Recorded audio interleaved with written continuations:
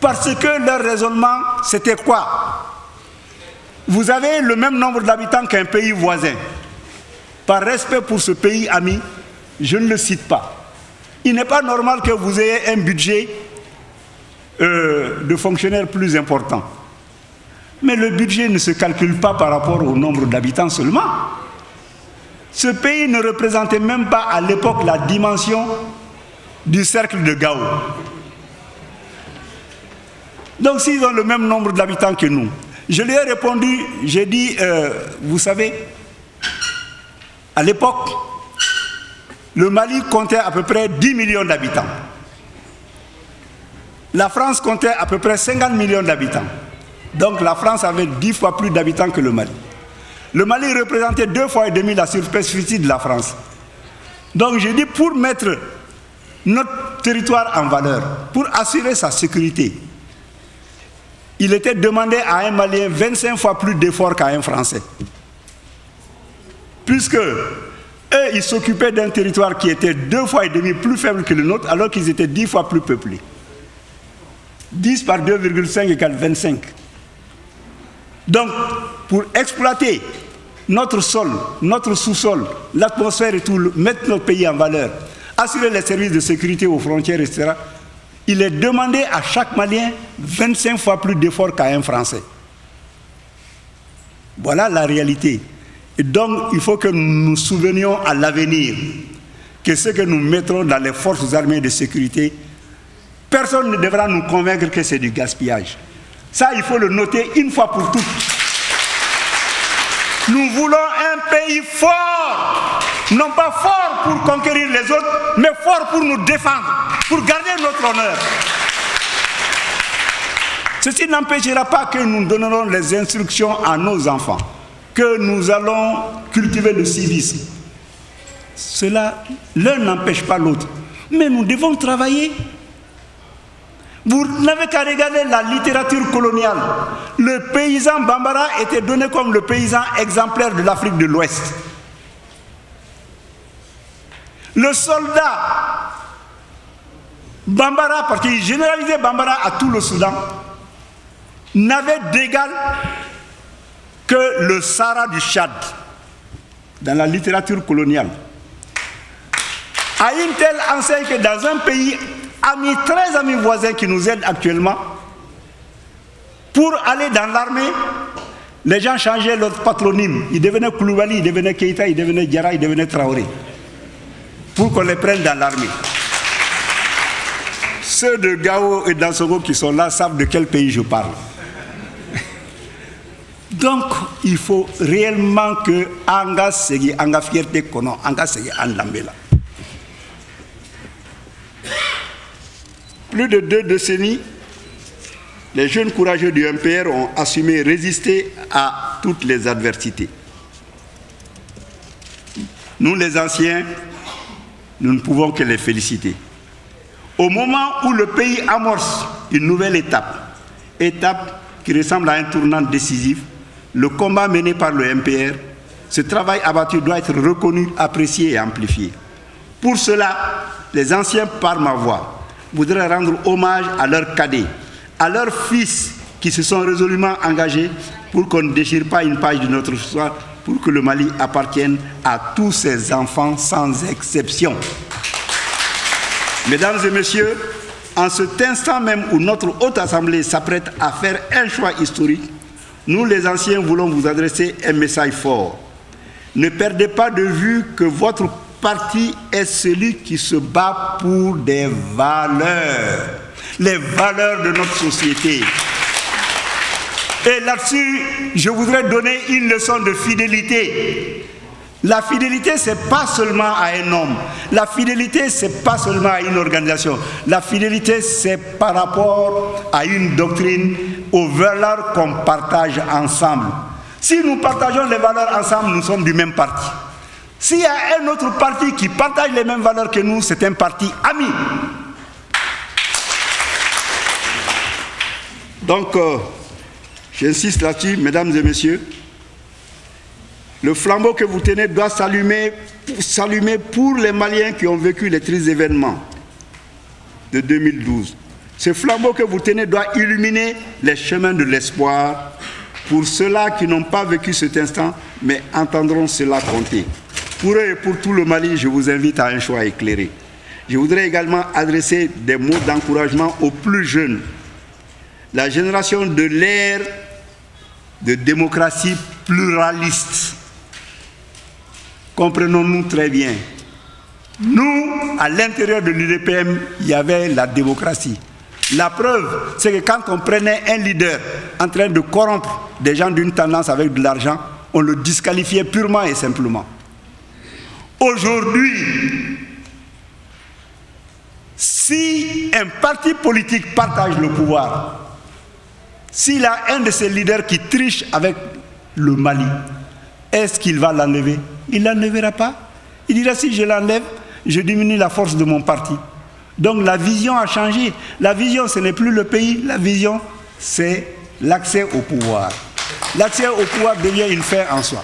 Ce qui fait que ce qu'on reprochait au parti unique, à tort, maintenant qu'on dit qu'on est dans une démocratie pluraliste, on a juxtaposé des partis avec les tares les plus abjects que le parti unique même a essayé d'expurter en son sein. Autrement dit, nous étions parti unique.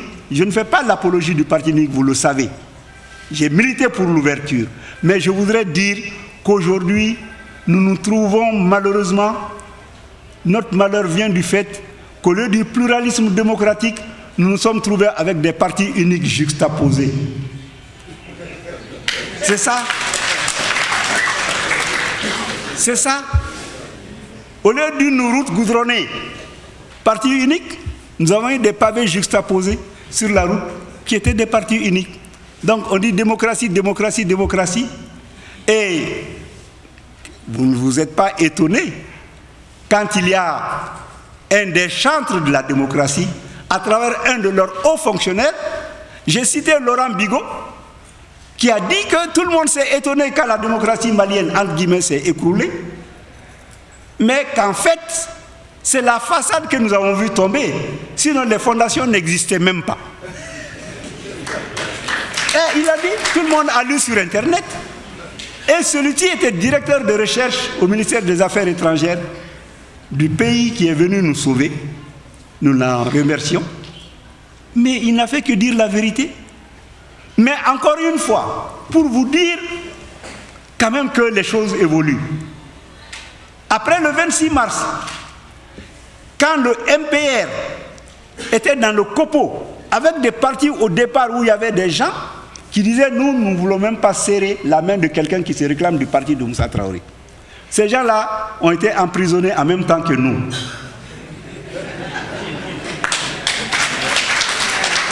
On nous a mis en prison ensemble. Il y a notre illustre grand frère qui est un monument historique.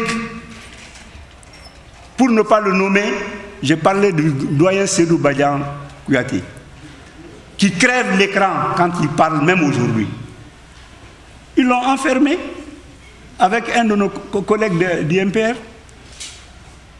Et à une telle enseigne que, très ironiquement, parce qu'il était convaincu qu'on ne pouvait pas le toucher. Mais on lui a dit, mais on n'est pas en démocratie, doyen. On n'est pas en démocratie. Si on était en démocratie, on ne vous toucherait pas. Et quand il a été enfermé, il y a le cadet, et on dit ça très plaisamment, Cheikh Oumar Kanouté, avec lequel il était enfermé, il a dit, ah doyen, on a arrêté Voltaire. Hein. Et voilà. Alors, nous avons fait le livre vert avec le COPO. Parmi les membres du COPO, il y avait des partis qui étaient parmi les partis les plus en pointe du mouvement démocratique de 1991.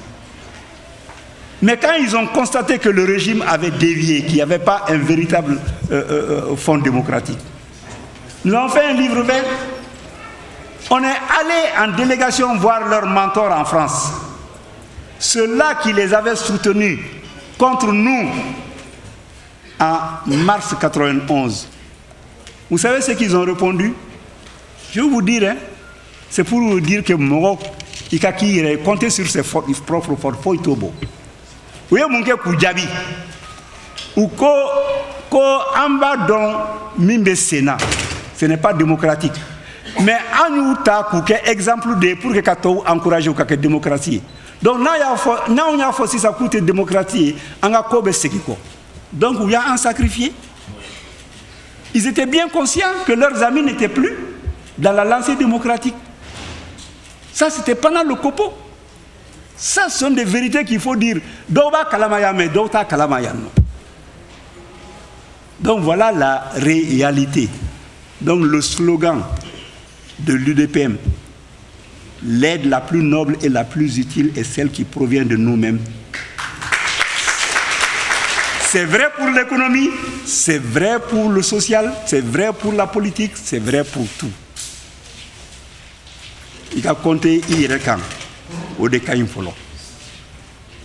Bamananko, yani kata kaleda sinani nyena kungo kono. Bika bamuso bakoro mi biridongo do soma no bika draka dima. Ika da onyela.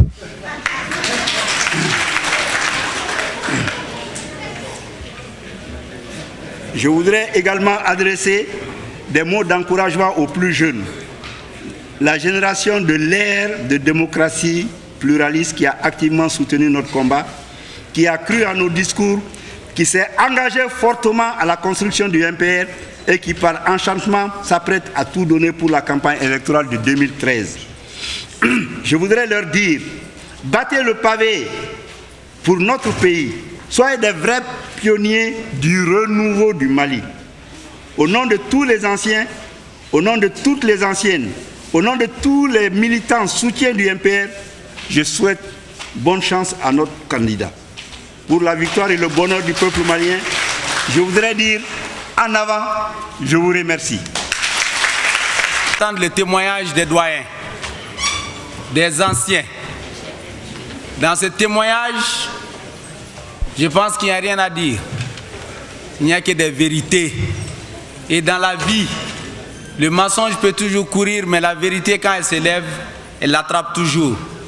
Les doyens ont dit quelque chose qu'il faut vraiment réfléchir et beaucoup penser. Ils disent qu'ils ont confiance à la jeune génération. Cette jeune génération, elle est prête à mouiller le maillot. Cette jeune génération, elle est prête à partir dans le charbon, dans le feu de l'action pour respecter le dambé, les dambés du peuple malien. Et nous leur donnons donc notre ferme engagement pour leur dire que nous nous battrons pour qu'aucune page de l'histoire de ce pays, soit-elle sale ou bien propre, ne soit déchirée du livre de l'histoire du Mali. Ils peuvent nous faire confiance, nous avons beaucoup appris d'eux, mais nous leur demandons encore toujours de nous soutenir. Nous soutenir, c'est nous dire toujours ce qui s'est passé pour que la jeune génération apprenne. Et même, nous leur demandons souvent d'écrire leur mémoire. C'est de ça qu'il s'agit. C'est dans ça que la génération, même après nous, pourra savoir ce qui s'est passé. L'histoire, il faut qu'elle reste intacte, quelle que soit la couleur de la page. Donc, nous allons continuer la cérémonie. Et pour vous donner donc les motifs qui ont prévalu au choix du candidat, le jeune Idriss Ali va venir vous entretenir sur ce point. Merci.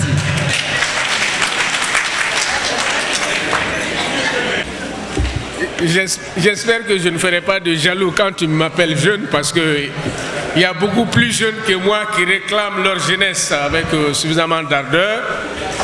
Je voudrais remercier la commission d'organisation d'avoir pensé à donner la parole à nos anciens.